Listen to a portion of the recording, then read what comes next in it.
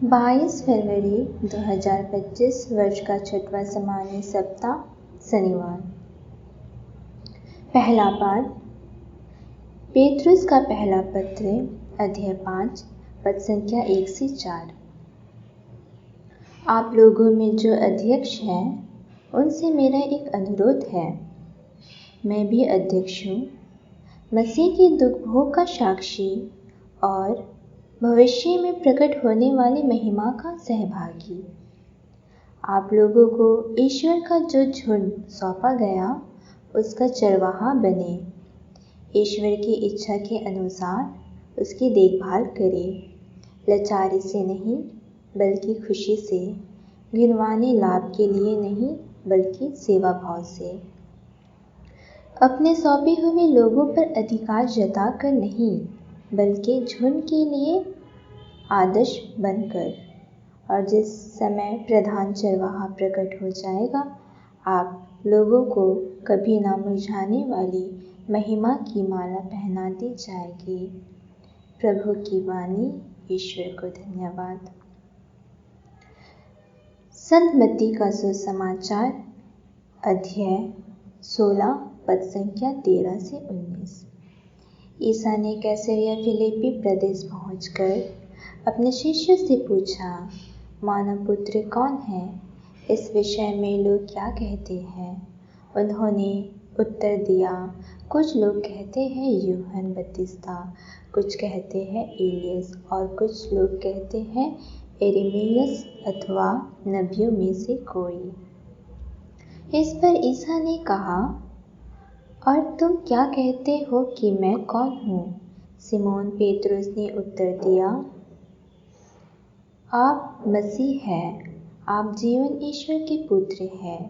इस पर ईसा ने उससे कहा, सिमोन योनस के पुत्र, तुम धन्य हो, क्योंकि किसी निरीह मनुष्य ने नहीं बल्कि मेरे स्वर्गीय पिता ने तुम पर यह प्रकट किया है। मैं तुमसे कहता हूँ कि तुम पेतरुस अर्थात चट्टान हो, और इस चट्टान पर मैं अपनी कलीसिया बनाऊंगा, और अंधलोक के फाटक जिसके सामने टिक नहीं पाएंगे। मैं तुम्हें स्वर्गीय राज्य की कुंजियाँ प्रदान करूंगा। तुम पृथ्वी पर जिसका निषेध करोगे, स्वर्ग में भी उसका निषेध रहेगा, और पृथ्वी पर जिसकी अनुमति दोगे, स्वर्ग में भी उसकी अनुमति रहेगी। मनन चिंतन। आज के सुसमाचार में हम देखते हैं कि यीशु की नज़र में शिष्यों की मंडली में पेतरुस प्रमुख है। उन्हें ईश्वर के राज्य की चाबियाँ दी गई हैं और अनुमति और निषेध का अधिकार भी प्राप्त है।